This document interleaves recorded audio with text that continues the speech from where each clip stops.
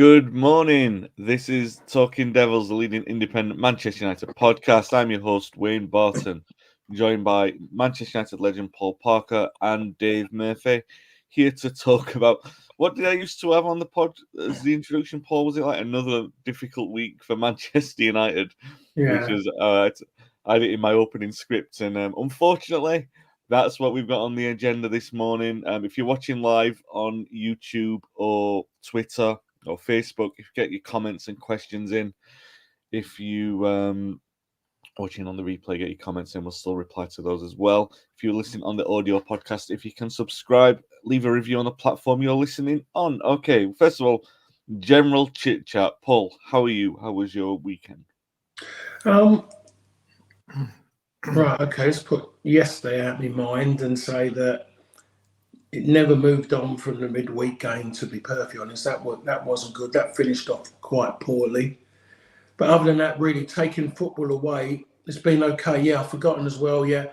I went to Spurs. Someone invited me to go and watch Spurs play in the Europa League, which seemed all right at the time, and then ended up a nightmare because someone, well, the travel wise getting there become a nightmare. So Yeah. the game kicked off 39 minutes late. Okay. Which ours did.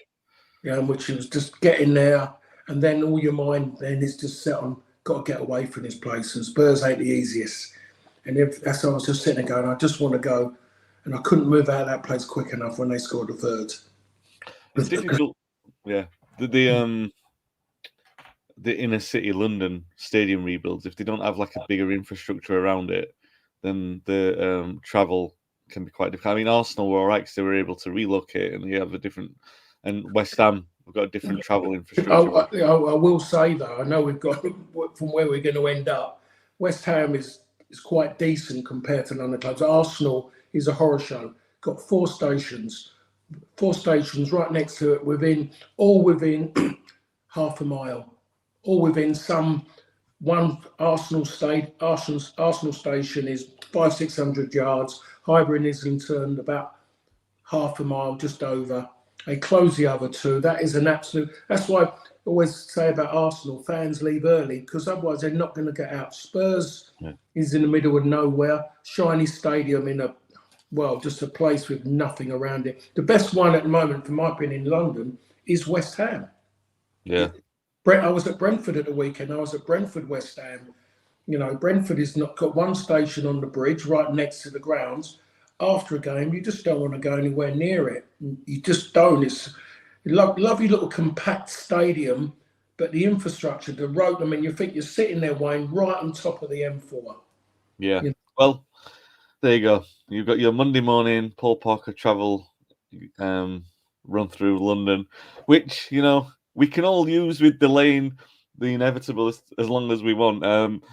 Dave, how are you? You're going to bring the mood down, Do you have a good weekend apart from the football? Yeah, I mean, I tried to go down to the store yesterday and there was all these sheep on the lane. So, I understand exactly what Paul's going through with congestion in and around where he's trying to get to. So, other than that, I've had a fantastic week. As Paul said, it started at home to FC20 and finished at home to FC Spurs. So, great week. Thanks for asking. Thanks for bringing it all back over. No problem. Well, we're going to relive nightmares for the next hour or so. Okay, so we got a couple of comments in. Johnny, morning, gents. Hope you're all well, but I imagine you're not after yesterday's total and utter rubbish. Thanks for your support on socials as well, Johnny. I really appreciate that. And Box says, Groundhog Day. Yeah, and Rory says, morning, guys. Okay, another element from my podcast scripts. I had to dust the old one off, Paul. We've said many times post Fergie that this is, in the recent past, this is a new low. Is this a new low? Liverpool 7-0. Just before we went on air, Paul said, it was as bad as the Liverpool one. And I said, which Liverpool one? The 5-0. Paul goes, yeah, no, the 7-0. There's been so many. And I think the thing is with bad results especially in United's recent histories, you've got two parallel running paths. First of all, is this the worst new low? new worst law, I should say, or is it a moment where, is it a moment where we think, is this the terminal point for the managerial reign? I think Liverpool at home, we lost 3-0 under Moyes, and we knew that was the end. A few weeks later, he was gone. I think the defeat at home to Norwich in December 2015 did for Van Gaal, where I've said this so many times, made Cameron Jerome look like prime Ronaldo. That was when Smalling and Jones were playing at centre-half, and you knew that had sort of had its day. We knew that was over then, but he lasted another 6 months. Mourinho, 3-0, got home to Spurs. He lasted 4 months after that, but you kind of knew. I mean, he was burning the house down from the inside at that point, throwing everyone under the bus. Solskjaer, we knew from the 5-0 at home to Liverpool, and then the 2-0 at home to City. I mean, after he stayed in post after that, you really wanted to see reaction, and the 2-0 defeat was as difficult emotionally to handle as the 5-0 to Liverpool, really, because they had the ball for 80 minutes, and it was like a training session for them, Old Trafford. He wasn't sacked after those. He lasted a matter of weeks after. And Ten Hag, really, we put those results in comparison. There's so many. I was looking at them just before to do the notes. 7-0. So it said in the comments here, he should have gone after the 7-0. Obviously, he didn't, because we'd won the League Cup the week before, and we've qualified for the Champions League that season. So it's about credit in the bank. And 3-0 at home to Bournemouth last season, I think it was probably saved by two things. First of all, the linesman's flag making it 4-0 to Bournemouth, because I don't think any manager can survive that. Of most football clubs, especially Manchester United at home to Bournemouth. And I'm giving respect to Bournemouth. They're like, shouldn't be getting defeated 4-0, 3-0 at home to Bournemouth, but we did. And the other thing that saved him, of course, was the takeover talk at the time, the restructuring from the top. 4-0 at Palace last season, probably saved by the fact that it was the end of the season and it was what do we do? Do we stick with this one? And they basically went for continuity, and we won the cup. And then this cup win has brought another stay of execution. Now, the Telegraph are reporting this morning that Ten Hag is going to stay in role for the Porto and Villa games before the international break. But Paul, we're going to talk about the game. Obviously, we're going to talk about the game, but this is the big news. Everyone is saying that Ten Hag should lose his job. It's difficult to see a case where even winning those games or getting good results in those games keeps him in post now. They would have to be comprehensive wins with big performances, and you just can't see that. Where are you? Do you think that this is the end? I think it was always, for me, a case of I didn't like the way he was being treated. Maybe I just felt sorry for him, the way he's been treated by the way the club went about things, especially when the cup ran around the cup final. He just needed assurances. He needed the club to stand up for him, or the people running the football side to stand up for him. I look at all that before, how certain players conducted themselves and disrespected the manager, and everyone wanted to feel sorry for them, which I never understand, because all of these people go to work and majority work for people, and they understand the managerial, chain of command. But when it comes to football, they turn around and virtually the players right, because they've got a beef with the manager, so you just blame the manager. But I just look at it now, and I just look at that performance, and I was working on that game, doing the radio, and I was not run out, but I just didn't have enough in me to try and add anything to it. And that might have been, a lot of it is because maybe my bias was starting to show through. Is that I couldn't really do enough, and I should have been talking maybe more about how well Spurs have done. But I was more concerned about how poor Manchester United were everywhere, how every player, no individuals, I was looking at every player. And I still question the way he wants to start. I still question some of the players that he's gone and got. But I think it's getting to that point now. And as you just mentioned, a win against Porto, a win against Villa. There's always another game.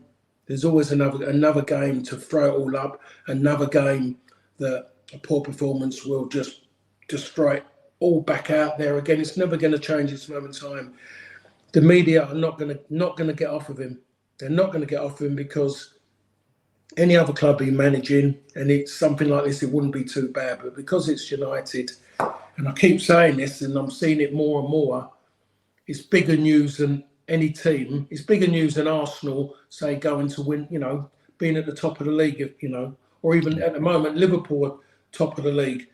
Maybe, and I think maybe this is the time when Sky will talk more about Manchester United and Liverpool being top of the league because it's a bigger story. It's more about what's going wrong there. It's about changing the manager and all that, and pushing pushing who they want there to go and take the job. So that game deflated me more than the 3-0 at home to Liverpool, to be perfectly honest. Yeah, it was definitely did, because of I just wasn't seeing it. I wasn't seeing. I mean, from what I saw in that first, the goal. Prior to the goal and then after the goal, I've never seen a team give a team at this level give away the ball so many times in their own defending third. Yeah, and it is absolutely becoming my pet gripe is that footballers are not their own men anymore. Because I played with players, and you were told to do things. You were told, and then certain things were suggested. But the one thing, if what you was asked to do, and you felt that it wasn't the right thing to do, you would take it upon yourself to make your own decision and go and do something. And to be honest, most of the time you got respect for that because you proved it yourself. You're the own person. You ain't just someone. You're not a robot. Yeah. But it's come to a point now where this game is. We can't just clear the lines and then start again. No, we've got to play pretty football from out of our box and then get out, and then everyone will clap us because we're running forward with the ball. What great play! If you're Manchester United, you can't do that. You clear your lines, because all they did was allow Spurs. And that's Spurs' best performance by a country mile, maybe in the previous 4 or 5 months. 4 or 5 months, that's the best they've played, especially in that first half. And United cause their own problems by trying to play pretty patterns out the back. I was looking for Martinez just to go bang. But even he got caught out so many times trying to pass out. Delict's most positive pass was knocking it firmly back to Onana. Never went forward. Yeah. It was just so negative. Dalot. And I'm praising him a lot of the times and saying how well he's playing out of position. Sorry, he believes the hype. He reads too much stuff about himself, and then all of a sudden he overloads it. Bang, he falls flat. Well, Paul, we'll get to the game in a second, but I mean, in terms of Ten Hag overall, do you think that this is the end, or do you think that like I said, there's another game? Do you think that good results at Porto and Villa could change? You stopped me there. I was trying to avoid going there, to be perfectly honest, Wayne. I didn't want to go. I am gonna talk about the game. I'm gonna bring you back onto the game. I'm just so disappointed, but I don't think I can stand there with him anymore after seeing that. And it's not. It's just I just don't think he can get him going. There is something which isn't right. I think his choices of players who he's picked hasn't been right. And after seeing that, I'll have to say that it's about when. Yeah. It is about when now. That's all I can say. Really, okay. I don't want to be morbid or be one of them ones I told you so. And this, I haven't been that way. I've been nowhere near it. But that's as negative as I've gone about him since he started his job. No, yeah, no. We'll talk about it a little bit more later on. But yeah, I just, it's difficult, Dave. I mean, like I said, we are going to talk about the game, but on the overall question that everyone's talking about at the moment, do you think that that's it as far as Ten Hag? Do you think, obviously this report this morning from James Ducker that, he's got this week to look at turning it around. it's difficult to see out, right? I mean, even with positive results in those games, the propensity. I mean, we'll just come to some of these comments here because it says it all really. Box says the big defeats of shipping 3 and 4 goals is alarming under Ten Hag. From Brentford in his first away game to Spurs yesterday, we've never been able to rectify it or put a halt to these capitulations mentally or physically. And we've got players back now. Do you know what I mean? So it's a thing as well, that can't use injuries all the time. Ben says, morning all, don't know what to say except the obvious, it's not good enough. I wonder if Ten Hag is trying to over-engine it all. A simpler approach and more emphasis on genuine teamwork, team spirit, digging your mates out might be better. Box says, 100% agreed with Paul, robotic players, losing the individuals and unique players. Johnny says, playing out from the back is terrible. It seems that it's the way all teams play, but it isn't necessary. United should go more direct with tempo purpose. We tried it a couple of times yesterday, but the ball doesn't stick. To the Xerxes can't hold it up. Rashford can't hold it up. Højlund maybe, but even he's looked weak at doing that, so he can't play either approach, and Spurs so easily cut that apart yesterday. Yeah, this is a damning stat. I've seen this a few times. The Hulk says in the comments, we've conceded 3 goals or more on 23 occasions under Ten Hag. His communication is poor. Nobody understands his plan. His man management is questionable. He's wasted money. Had lucky runs in the cups. This is nonsense. Get rid now. Patrick is set up in deploying certain midfield. We've got a lot of comments here. Sorry, Dave. I'll come to you in a second. Rest that beautiful voice of yours while I go through these. He's set up and deploying certain players will always expose the midfield. Garte will always look far worse than he is if Bruno wants to stay disciplined for about 10-15 minutes with the tie. If Bruno won't stay disciplined, when Bruno won't stay disciplined for about 10 or 15 minutes. Not even sure there's a plan A, says Ben. Tactics are all wrong. I think Paul is right. It seems like he can't get the players motivated. It's a death knell. Yeah, that's what I'm concerned about. Only Southampton have scored fewer in the league. Dave, are you here to make a case for Ten Hag staying in charge, or do you think this is the one? This is it? Nah, this is it.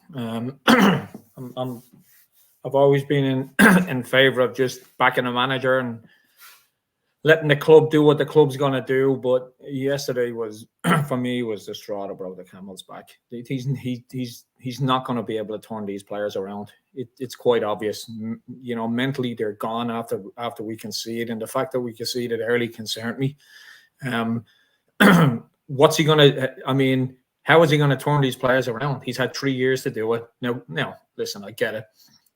3 different types of teams that he's had. Last season I gave him a bit of the excuses about the injuries is legitimate. We had a horrendous season last season with injuries, and we won the FA Cup. I was delighted, back the manager, but here we are 6 games in, and it's absolutely shocking.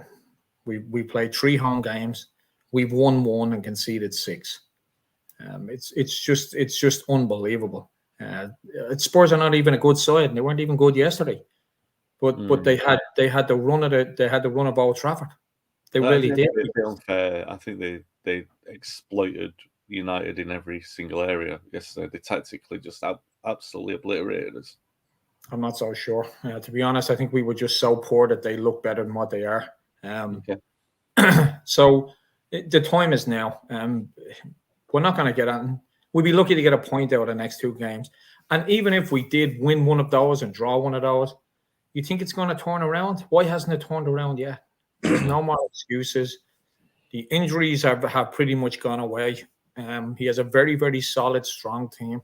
And someone mentioned there earlier on, I think the players don't know what they're doing.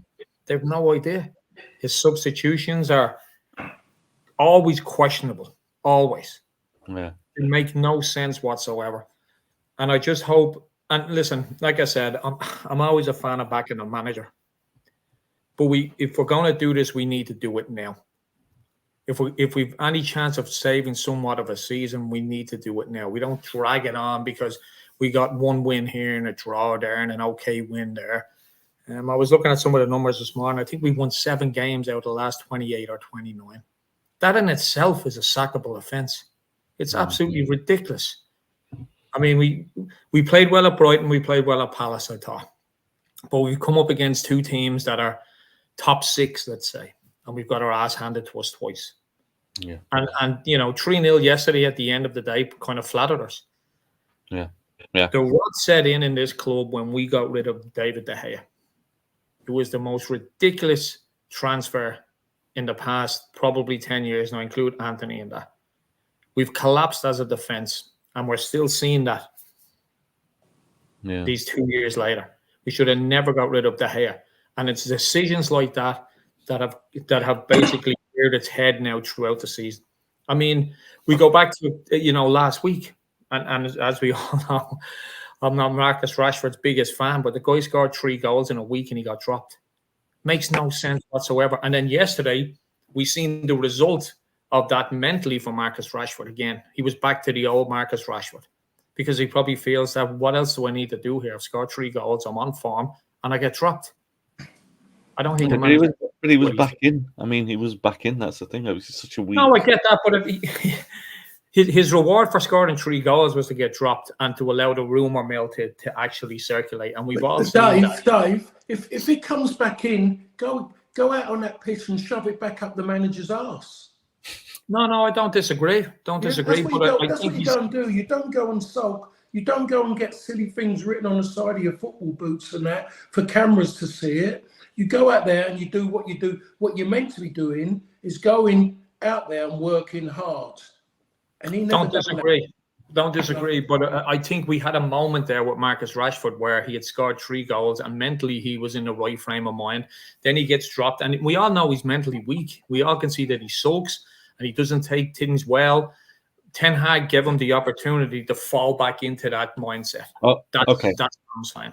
Yeah, all right. So we're going to get onto players and we're going to talk about the Spurs game as well. But the consensus then generally between all three of us is that it's difficult to see how he stays in post after this. A couple of comments in here. Elvis Parsley. He's actually called Dave. Hopefully a more intelligent Dave in the comments. He says, "Morning, Dave. Yeah, what on earth do we think has happened between the very good Palace performance and the 20 games to get to this point where we are now?" Bog says we had a good positive first half against Palace, but even in that game we escaped after Eze missed a couple of clear cutbacks and Arno made a miraculous double save from Mateta. Patrick says, "Hi Dave, I think he's referring to Dave in the comments." Says Spurs were mauling us for about 40 minutes before the red card. Sadly, best Spurs performance that I can remember in my lifetime.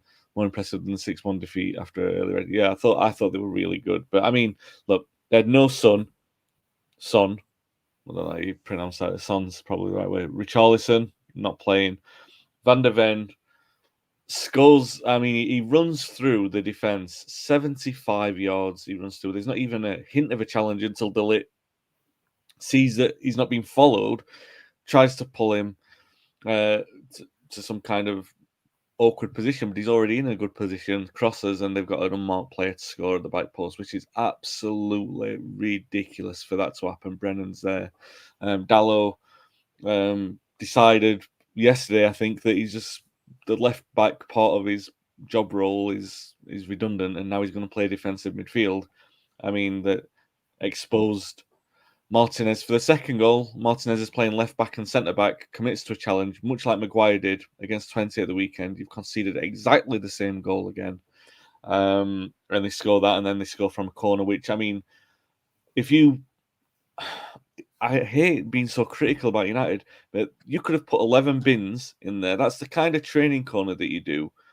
The player heads it on, and the player finishes at the back post. You do that with no opposition. You can score that goal with no opposition, and you expect in a game that you will encounter more resistance. That's the simplest goal. That all three were dead simple goals, and they did play well. They should have scored more goals. Their expected goals for anyone who likes that sort of stuff was a lot higher. Well, I'm just saying like they could have scored more goals than that. They really deserve to. And I mean, again, we're talking 3-0 Spurs, and we go, that was comprehensive. But if we're talking 4-0 Spurs, there's really a possibility that Ten Hag he'd already be dismissed. So we're talking about the strength of a goal here, which is the same as what happened against Bournemouth, and that's why you think it's really unmanageable from this situation for him.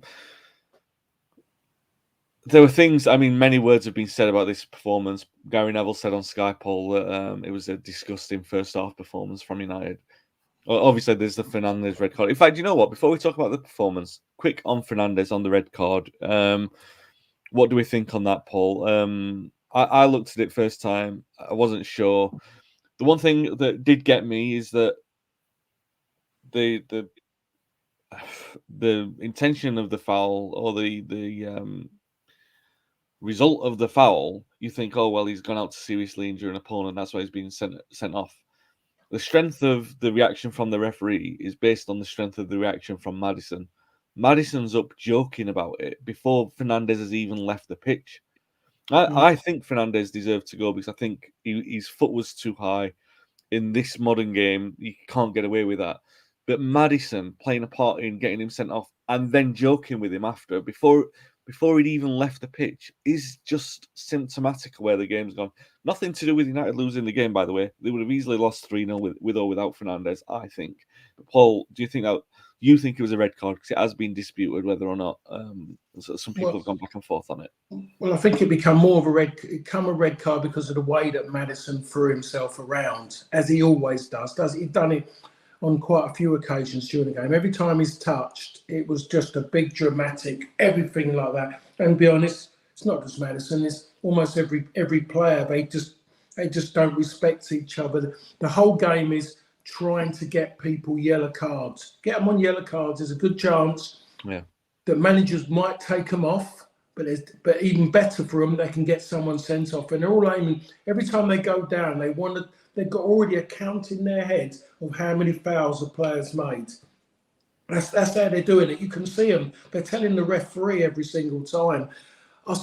He slipped. Without a doubt, he slipped. And it seemed like to me is that the petulant side of him was coming out and he was putting his leg up, his foot up, and then he's tried to control it and he's slowed it down and it just ended up brushing just maybe his calf. There was no contact with studs or anything.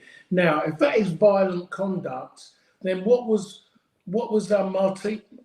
Martinez's challenge in the second? He done a big challenge, I think, in the second half, which was worse. It was the veracity of it was worse. Yeah, he gets a yellow card. So someone's got to explain something.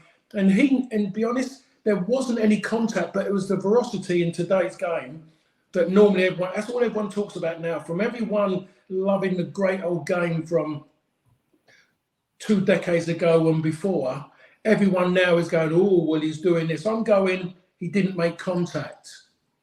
And I'm saying that Fernandes has done that, and that is him, by the way, and every United fan knows that. But he didn't go in and hit him with the bottom of his studs. He's caught him on the outside of his boots, maybe brushing his calf, outside of his boot. The referee couldn't get in there quick enough, didn't see it. Then it was VAR should have just turned around and said to the referee, go and have a look. That's all they had to say to him, but everything was made up, get him off. And that's where I think it was wrong. Someone come and tell me something different, the laws and everything. And if that's the way it works out, they're right. But I just think the game is dying a slow death for entertainment at this moment in time. We're losing people because the game as an entertainment and what they want for it is becoming a bit of a disgrace. No, yeah, strong. And my side of that, Dave, is that I just think that the game was going in such a fast pace. He was already booking loads of players. He'd booked both United's fullbacks, and it looked like one of those were destined to get sent off. So it seemed like he was desperate for that red card. And Fernandes went in. Yeah, he probably did have two thoughts about it, but I mean, he was never going to get overturned as well. Do you know what I mean? You have to be clear and obvious error, and he was made up that he was going to send him off, so he was never going to be thing. Where do you stand on that? Do you think he was stupid to make the decision, or I mean, there is a bit of both in there, isn't there? Like the modern game is ridiculous that a player can be sent off, but he's also made the referee's mind up with that. Yeah, I mean, when I initially saw it, I didn't think it was a red card. I thought, he slipped and he kind of, it was a silly challenge, but you know I've seen it a couple of times now, and I think what got him sent off was the silly kick out, the intent to harm the player is what got him sent off. I mean, if we go back to I think it was Vieira and Van Nistelrooy, you know, where he kicked out him, and you know he was like 6 feet away from him, but it was the intent, it was the act to harm him. But it was very similar there. You know, it was just a silly kick out. You know, it was silly what he did, but you know that's Bruno Fernandes, isn't it? He's very childish at times. But you know the other thing as well, and Paul hit on it as well, as you know, and you did as well. I mean, everything else around it was just a farce. I mean, Maddison got up laughing and joking. That was angering me more so than the actual red card. The ref was too happy with the card, Jesse, so he was obviously more than delighted. And the one thing that that Paul brought up that I didn't think about, and he's right, it was all done so quickly. You know, it was an instant. It was, yep, that's a red, send him off. VAR, yep, it's a red, send him off. My God, we've had VAR look at obvious, you know, challenges and decisions for like 2 or 3 minutes at times, and you're thinking, well, what are they still looking at? This was so obvious. But yesterday, it was all done within seconds. Even after Maddison got up and is like laughing and joking about it, it's like this whole thing is as Paul said, it's slowly destroying the game. And to get back to your actual question, initially I didn't think it was a red card, but I've seen it a few times now. It was a silly kick out. It really was. It was silly. Although he didn't, you know, obviously he didn't hurt them. The intent was there, and I think that's what the referee sent them off for, was the actual intent to do it. Similar to Vieira against Van Nistelrooy, which was kind of funny at the time, but now we're not laughing. But it's just another example of, and I love Bruno Fernandes, absolutely love him. But he's never changed since the first day he walked through the door, and it's baffling that someone hasn't pulled him aside and said, you know, you got to cut this shit out. You know, do it for the team. This, you know, running around crying and throwing your arms up, it's not becoming of a player, let alone the captain of Manchester United. But yeah, I think all in all, he was sent off for the intent. But there was so many other things that happened around that. That's just baffling as well. And as Paul said, it just all happened too quickly. It was instant. Red card, VAR, red card, gone. It was like, my God, why did this all happen? Was Michael Oliver on VAR? I mean, why does it all happen so quickly? And then we haven't even talked about the handball, but we can talk about that later. Yeah. Okay. I don't really think that would have changed much as well, but we'll get there. Yeah, there's loads of comments about the red card. Wasn't a red for me, Johnny says in the comments. Yellow, he slips and doesn't look like he's intending to hurt. Madison Elvis Parsley says, I feel almost that if Fernandes hadn't lifted his leg, the slip would have taken him right into Madison for what would have been a worse tackle. Ben says, agree with Paul, the physical content element has been taken away. Could Robbo, Sparky and Big Norman fit in? They wouldn't. In the modern game. Bruno red card compounded by injuries to Menu and Mount. Yeah, it just went from bad to worse for United yesterday. Patrick, even though the contact was light, I think the recent Southampton red card versus United meant it was inevitable because of the eye contact on Maddison. Yeah, and also I think referees were looking at Martinez having got away with one last week, and I think that they've just been itching for the first semblance of a red card for United, and it was given. Do you remember Rooney's red card in the 13-14 or 14-15 season versus West Ham at Old Trafford? We kicked down in 10 foot in the air to stop a counter. 14-15 to take him out. Yeah. Steve Barter says he needs to stop going in referees' faces as well. Bruno. All right, come on, Dave. You said that you don't think Spurs played very well. They won 3-0. Very, like I said earlier on, very easily scored goals, really, in terms of like how they were strategized, cut through United, made mincemeat of us, and they could have scored more. And to be fair, there was none of the Liverpool faffing about where Liverpool could have scored more if they wanted to. Spurs tried to score more, and I think they were really making hay of United's difficult position. United offered little resistance, a little bit of a flurry in the second half at 2-0, but I think that was just, at that point, Spurs were almost open for United to push forward to catch them on the counter. And yeah, eventually ended up winning 3-0. it's a disaster whichever way you look at it. I mean, you're putting this one down to United playing poorly. What do you think of, rather than Spurs playing well, I should say? So what did you make of the overall events of the game? You mentioned the handball. Do you think that would have made any difference? No, no. Sorry, Dave. Sorry. I don't know who was directing that. I was Dave. If you want to go first, Dave, go on. You go, mate. I mean, Paul touched on it earlier as well. Dalot, I think he's a major concern for us. The sooner the better we get a half-fit Luke Shaw back, because Dalot, if he's not getting in people's way in midfield, he's getting in people's way up front. He's a left back. I mean, he doesn't do the job he's employed to do. He's had a couple of good games over the past year, but not enough to think that he's Cafu or he's Roberto Carlos, and that's what he thinks he is. He's wandering all over the pitch. He's running into people. His positional sense is terrible, and he's the cause of a lot of pressure. And yesterday he proved that again. It was like he was sent off at one point because he was nowhere to be seen in his position. Every time something came down that wing, he wasn't even there. It was like, where the hell is he? And like you said, Martinez had to keep covering left back and centre back, leaving him exposed. I thought Martinez was going to go off yesterday, to be honest. And I'm happy he didn't. But it was just so flat. I'm a big fan of Xerxes, I really am. But the longer these big chances go, unscored, that's a word. As long as he keeps missing these big chances, I think his confidence is going to take an absolute battering. But on the ball, he's absolutely phenomenal. I just don't know whether his centre forward is his best position. I really don't. I just don't know where his best position is. I think he's one of the best players we have when he's on the ball. Can't hold it up now, but when he's on the ball, he's so smooth and he makes things work. I just don't think he's the pivot point there. And when Højlund comes back and as he is, but gets up the match fitness, where do we go with Xerxes? I just think he's a fantastic player. Do we do Ten Hag has an opportunity now. Bruno misses the next 3 league games. What does he do? Højlund might not be there to pick the team for the next 3 league games. Sorry, I meant to say Ruud van Nistelrooy has an opportunity now. Let's all not pretend he wasn't brought in because of this, this backup. Anyway, he can say in an interview that Ten Hag wanted him, but who told Ten Hag to tell him that he wants him? It was just shocking yesterday, and it's not getting any better. It really isn't. When we create a lot of good chances, we just can't put the ball in the net. And then mentally, we're still as weak as we were a couple of years ago. As soon as we go a goal down, that's it. Everyone just collapses. It's like, oh, this is inevitable. This is not the Manchester United we grew up. This is not the Manchester United from decades ago.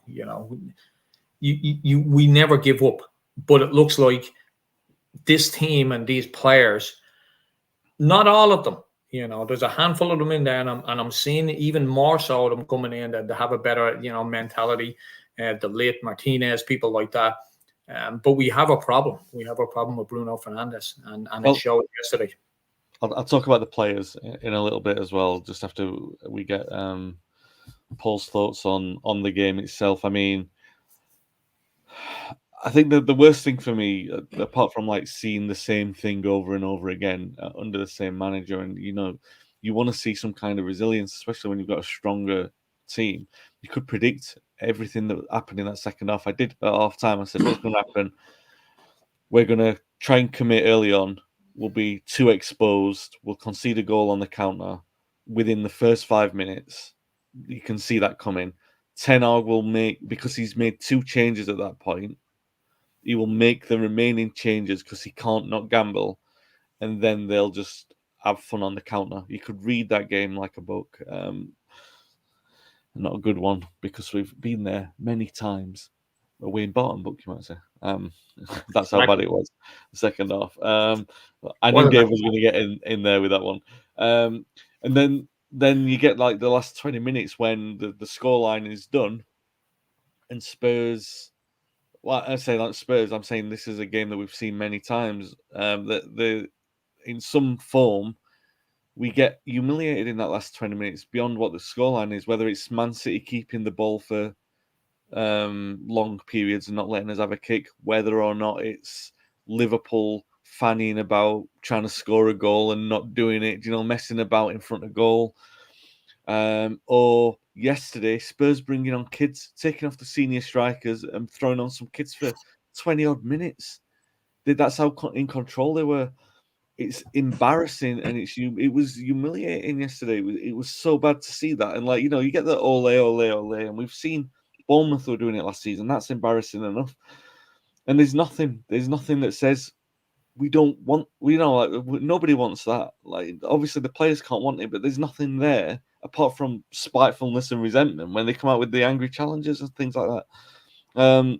Also, by the way, just to say, I know we're criticising Dalot a lot, but Mazraoui was absolutely terrible yesterday. It was his worst game for and it was red flag kind of bad game. I remember it was the lad Reguilon that we got from Spurs on loan, and you thought, oh, he's all right on the ball. Everyone was saying that. Tellez, he's all right on the ball. And then the second that they found challenged for defensive resilience, and the red flags were going off, and I think we've already signed this lad. It's a bit of a concern. Paul, 3-0 to Spurs. Dave was a bit reluctant to give Spurs credit. I think that they deserved everything. I think they exploited United all over the pitch. They knew what they were doing, made the most of all of our weaknesses, and gambled on the fact that we're not strong enough in the areas to hurt them that we think we are. And they proved it. We can't complain with that. How did you see that in terms of the game flowing? Well, I think we have to say is that I think they could have been playing any other team yesterday and they would have had a challenge, Spurs, because of every other team they'd played. They would have watched Spurs, as everyone has. They would have seen the way that Spurs want to play. They know the manager is stubborn. He isn't going to change anything, the manager, what he's doing. The more critical you are of the way his team play, there's every chance he's going to carry on doing it. So I knew from watching them midweek, I knew exactly what Spurs were going to do. And I turned around, and I was saying that when I was working yesterday. I was saying it to to a mate of mine on my way to go and do the game. I was chatting on the phone to him and telling him, and he's a Spurs fan, and he'll do exactly the same. Doesn't matter. And it was a different back four, except for Van der Ven. He made 7 changes. He made, didn't he? Yeah. And yet they've done exactly the same as what they didn't really have to do it yesterday. But I was watching that game midweek against, I can't pronounce, is it Quarabag? I think you pronounce it Quarabag. That game could have been 5-4 by the way Spurs defend. Everything is about keep trying to play from the back. The goalkeeper was given ridiculous chances for them to score by passing to people back, facing him, people up behind him and trying to play into him for him to pass it wide to a fullback or back to it was suicide football. Spurs fans were going, oh my God, maybe more people wanted them to score more goals so they could go home early because they'd been there all night. So I knew it. So I'm turning around and saying, what you have to do against Spurs, because you know that they always play they play so high. Yeah. So high. Just turn them around. Turn them around and just a little bit old-fashioned. Just squeeze up. As the ball goes, you squeeze up and you get people joining in. Did it once and Marcus Rashford got caught offside. Yeah. It's the only time he done it once. Never even tried to do it. There was a game, I think, at Old Trafford, Aston Villa. That's how they got back in the game against Aston Villa, wasn't it? And it was that plainly obvious, and bang, they'd done it. Everyone went, great. It was plainly obvious. And yet they wanted to play in front of them. They made Tottenham look like prime Manchester City on closing down. Yeah. And I think that's why I was saying earlier, Wayne, when I went on my first minute rant, because it was all built up inside. Why didn't one of those players take it upon themselves to turn around and just say, effing hell, just knock it in behind them, and you just make it obvious where you want it by making a run across the front of the centre half, across your fullback, and that suggests that you're going to run behind. In other words, I'm saying an Andrei Kanchelskis run. Just run behind. You might not win the race, but what you're doing is you're pushing them back. They have to think. Never made them think. Everything was, it's all right, they're going to try and play at the back. Give it to Dalot. Dalot's going to try and play out from the corner flag as he tried against FC20. They nearly scored at the near post when he back-heeled it. Yep. So you knew it. So every player was doing it. And so again, I go back to it and I sound like people say Paul Parker ain't got the dust off him yet. He's still living in the old world. But I'm just saying is that you have to earn the right to play football. So you win the battle to win the war. Too many players don't want to win the battle. It's as simple as that. They don't. And football is being made too complicated because it is quite easy. But the problem is there's not enough playing on the streets anymore. Everyone's sitting in classrooms and getting tactics. When it comes to things being simple, they don't see the simple thing because it's been taken away from them. The 5-yard pass now has become maybe the most difficult pass in football. In that sense, the way players are going about it, that's the one they're making it so hard for that knock it 5 yards because that means your stats will go up if you go 5 yards. But don't go too long because if that doesn't work out, that goes against you. So don't do that unless you're really sure. But I don't think you can be. So don't do it. It's like don't shoot from distance because you might miss. Yeah. So I don't. I really don't understand it. Risk averse football. That's what you're seeing.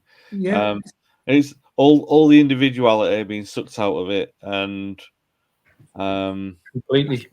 The strength of a team. I mean, not so much in this day and age, because I think the essence of what team building is different now. It's getting expensively assembled players to play to their maximum capability, whereas the idea of building a team is to create something using individual qualities to make it better than the sum of its parts.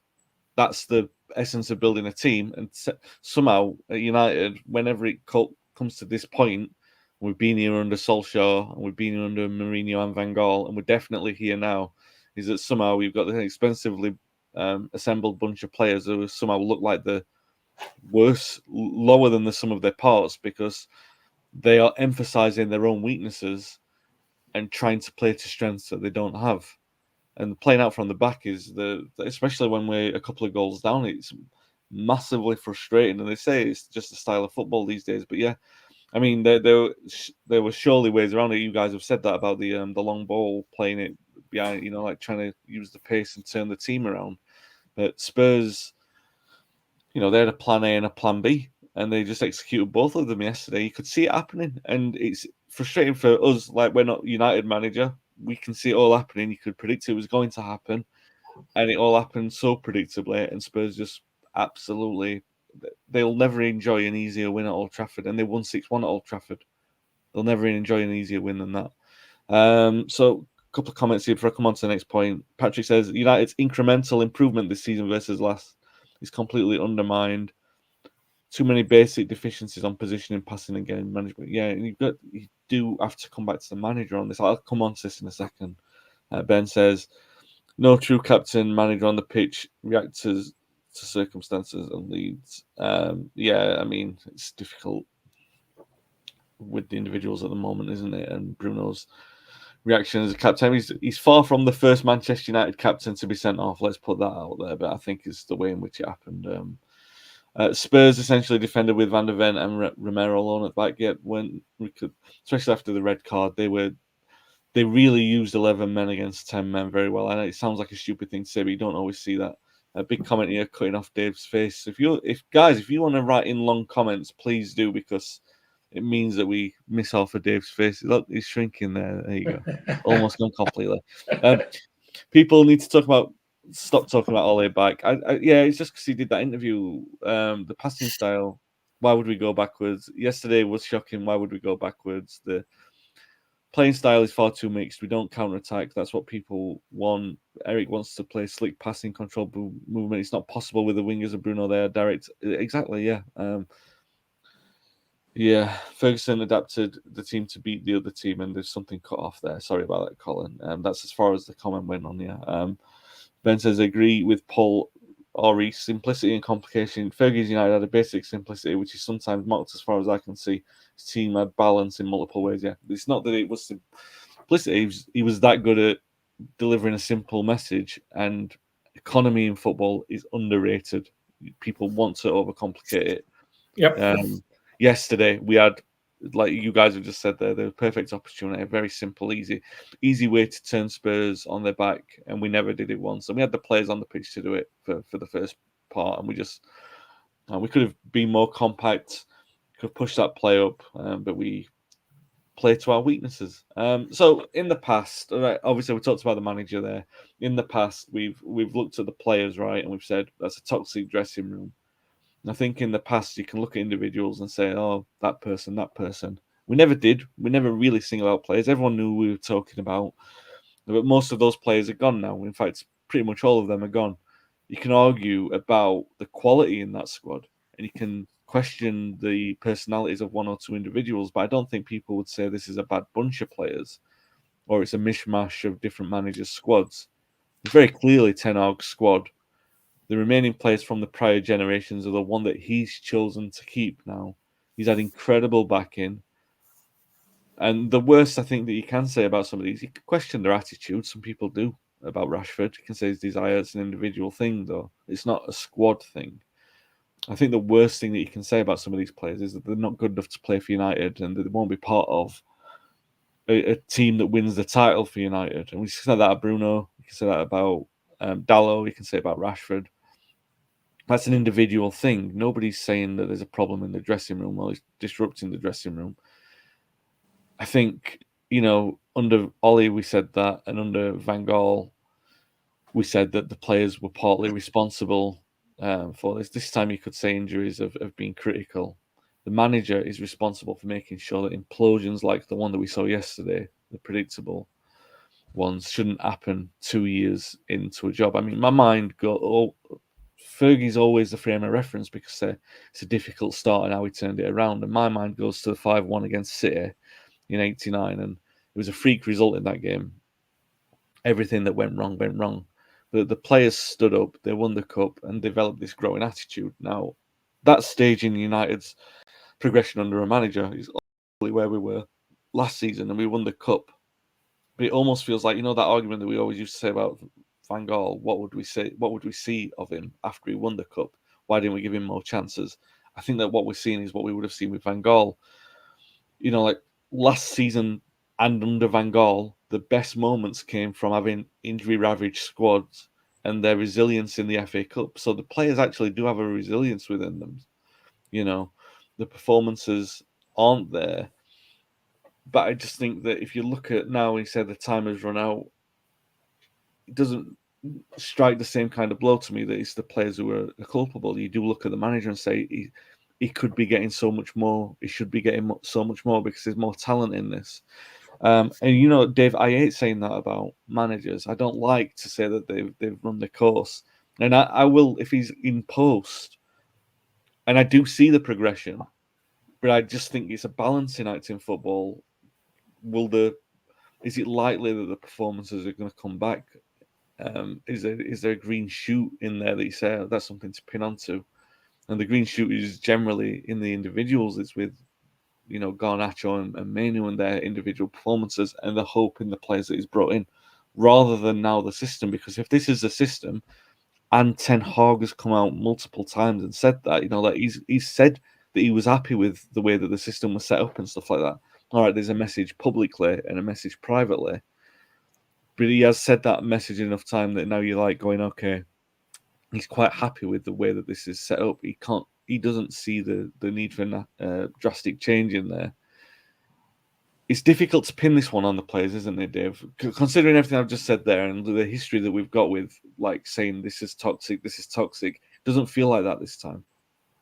No, I don't think so. It's definitely not. We're not back in the Pogba, Lukaku days where we had 5-6 players in that dressing room that just really didn't give a shit when we lost. They're in dancing around or they're on social media later that night. It's definitely not the toxic issues that we've had. I think it's just down to the players. I just don't think they quite understand what way they're supposed to be playing. And I think that comes back to the manager. Unfortunately, it's not worked for 3 years. We were all I was pretty optimistic going into the new season because Ten Hag had this He had a football structure above him now. He didn't have a business structure. And we're all excited about that. We're led to believe that he got the players that he wanted. He got every single player that he wanted. And 6 games in, and we're getting mullered by Spurs at home for fun. And it's just, I just can't see how he gets this team to play the way he wants them to play. And I don't put that down to the players. Like I said, they seem like a good bunch of players. They seem like they have the right attitude. But, I go back to, what Paul said earlier on, that we're dealing with different players here than generations have gone past. But every club is. We're not unique in that. Players are very different now. Managers are very different now. The game is too complicated. There's no more 4-4-2 and scoring and then defending for the first 5 minutes after you concede a goal. It's all just, it's absolutely ridiculous. I mean, we were getting beat the other week and we spent the last 10 minutes playing the ball along the back 4 and back to the goalkeeper. I'm like, who's winning here? This is absolutely insane. So when I think about that, when I think about Spurs yesterday, I just don't see how this manager gets us onto a winning streak. I really don't. I think, and I feel bad for the guy because he's really only had that structure in place for a couple of months now. But and we said this, privately as well, Wayne, that he has to start winning to start gaining some credit in the bank. Yeah. Because at some point it's all going to get questioned. We're at that marker now, and he has nothing in the bank. He's bankrupt, I'm afraid. The FA Cup, although a fantastic achievement against City, it's in the past. It's gone. He's used that credit by surviving the summer. And then we come out, and like I said, we beat Fulham 1-0, and we were kind of, I think we deserved to win that game. But the other 2 home games, we're sitting here saying we conceded 6. It could have been double. Yeah. For me, I feel for him. I really do, because I think he's a very, very good coach. But sometimes you just have to admit this is not working, and you have to move the manager on, because you can't move all the players on. I think we have a very decent side. I really do. I think with the foundation of a good side, we need an out-and-out striker, or we need Højlund to get fit and start scoring, and then we'll kick on. I just don't see it happening with this manager, though, because the tactics are baffling at times, and they baffle the players. And I know everyone else plays out from the back, but why not be unique and not play out from the back? This thing of playing out from the back is absolutely ridiculous. It causes us more anxiety and stress and leads to more pressure. We've got to do something different, but we're not going to do it with this manager, I'm afraid. Yeah, Paul, I mean, how much responsibility do the players need to take in this? It's not. I don't think it looks from the outside as, the players have got the manager, the sack, or anything like that. And by the way, he's not got the sack just yet.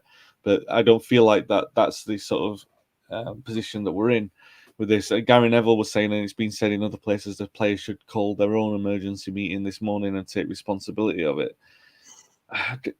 Is it? I mean, it does look like they're playing on instruction. It doesn't. You know what I mean? I don't see that and think that you can question, Dallow's positioning, but that's Dallow as a player. I don't think he's not playing for the manager or playing for the club. I just think that's genuinely him. I don't think he's going to star in a team that wins the title, because the proof is in the pudding. So it's difficult then to sort of label the charge of the players and just say that they're not pulling the weight. I don't know. Where do you sit on that one?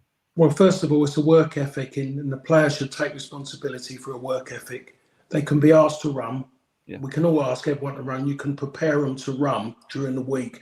But if they don't want to run when the game's put in front of them, that's down to the players. I look at Dallow, and I look at the game in general. Pep Guardiola has again mugged everyone. Have inverted fullbacks. Get them inside, get them in the midfield. Oh, they might get in the way of other players, but get them in there. They add extra bodies. Oh, yeah, by the way, you need a good right side centre-half, because he's going to spend a lot of time at right back running up and down. So it's a load of rubbish. You got good midfield players, you pay them good wages, they cost you a lot of money, let them do their job. It's as simple as that. And when you look at that team yesterday, that team wasn't built to pass from the back. There was no Eriksen in there was no Casemiro. That midfield players was full of more energy.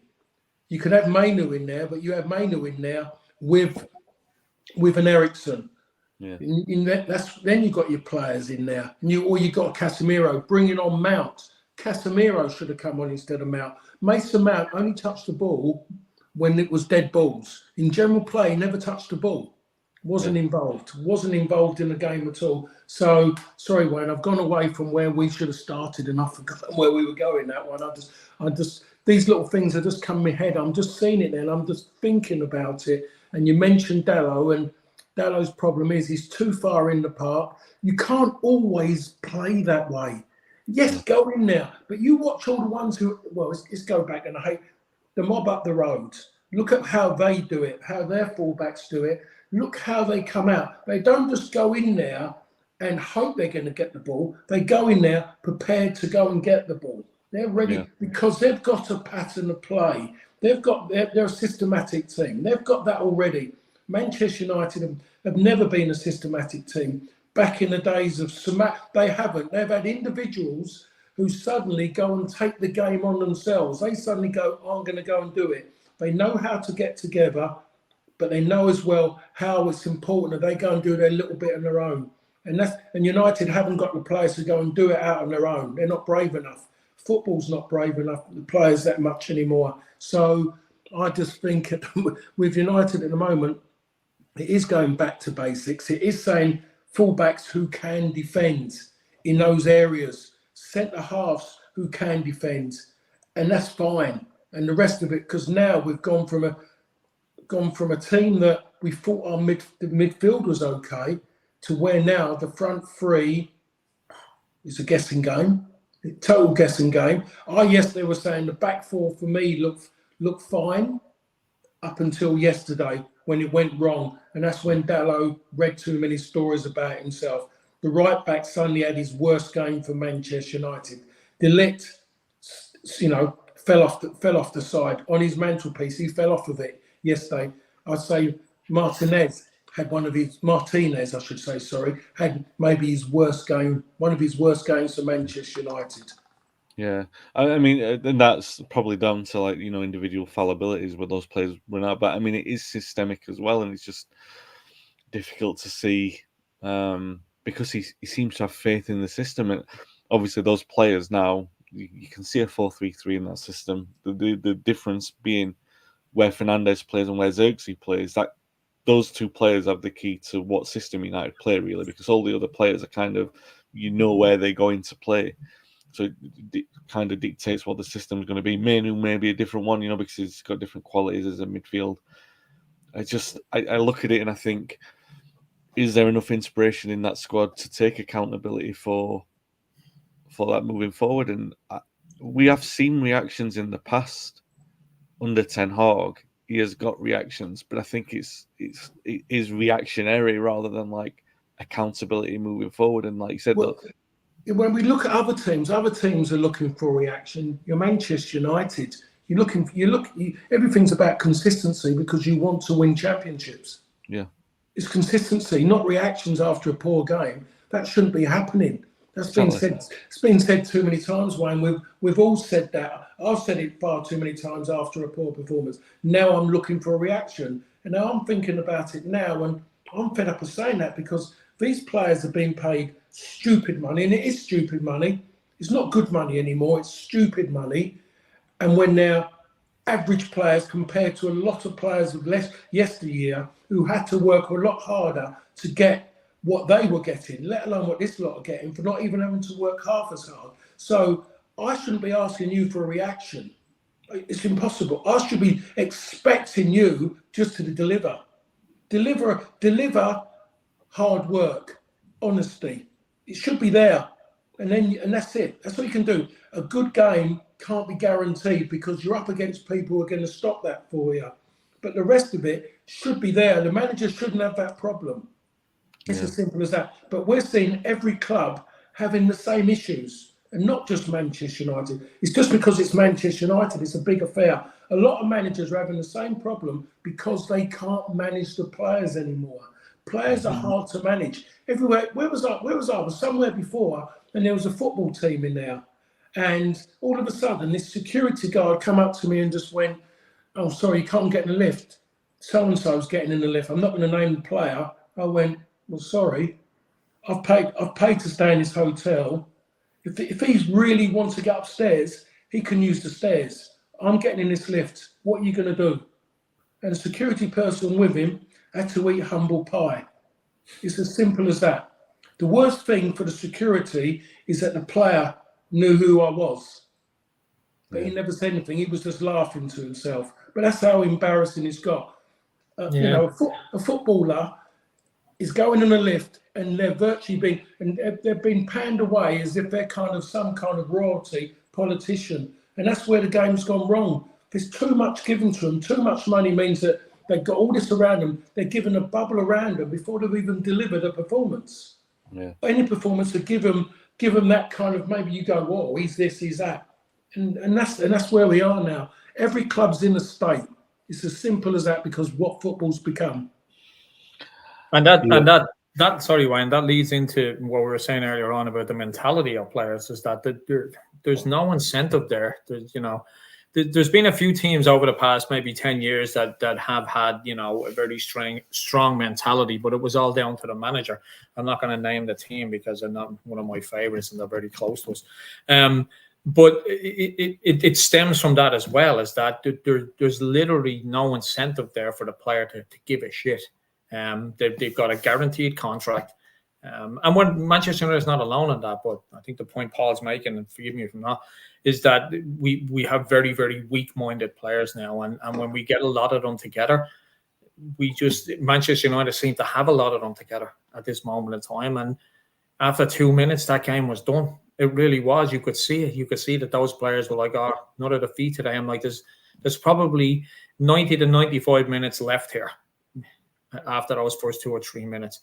But we were done. We were cooked at that point. And it's because the mentality of players nowadays is it's shocking. And I always have this argument that, when people talk about a captain is nothing these days. He's not needed. He doesn't do anything. He doesn't contribute jack shit. Maybe he organizes the Christmas party. That's it. They're not really captains these days. And we don't have to go back too far to see what a real captain was. A captain's not needed these days because every one of these players are individual within that team. They have their own team outside of that team that separate them from. You never see it like it was like 10, 15 years ago. And that plays into these heavy defeats when these teams get absolutely hammered. And unfortunately, we've been on the end of that. There is no team anymore. There's too many players that have their own, like you said, security team. Some of our own players have their own doctors. They have their own physios. They have their own plans. It's ridiculous. And until that gets fixed, we're still going to make Spurs look like prime Brazil. So, yeah. Well, I think that's a good note to end on for this week. It's going to be the responsibility of whoever comes in. Or it's still Ten Hag's responsibility now to change that mentality. But I think the thing is that he's had the chance, and yesterday's defeat proves that it may be beyond him, unless they're drastic. If he's given the chance, and I'll be behind him if he is given the chance, unless he starts making drastic changes, which recognise that he has so far failed to implement that change, but he can, then fair enough. But if not, it's going to be with the responsibility of someone else to do that and try and find something within this squad that Ten Hag couldn't do. We're not going to do premature summaries of what he's done so far, or who speculate on who or how the change may occur. I mean, we'll deal with those news items as and when, and if and when they do come. But yeah, I do get the feeling that next time we're all sitting here talking about United, we'll be talking about a different man in charge, or the news that will have been broken. Right. That's it for this week. If you've enjoyed the show, thanks. I mean, there's over almost 700 of you tuned in right now, so thanks for watching. Really appreciate your support. Thanks for all the comments that we've got and the discussion in the comments. Thanks to Paul and Dave for their time. We'll be back after imposing trips to Porto and Aston Villa, which, once upon a time we might have said United were well capable of winning both of those games, and now we're looking at the very real possibility that we'll be seeing another moment of traumatic change at the club. Thanks for listening. Thanks for watching, and we will be back next week.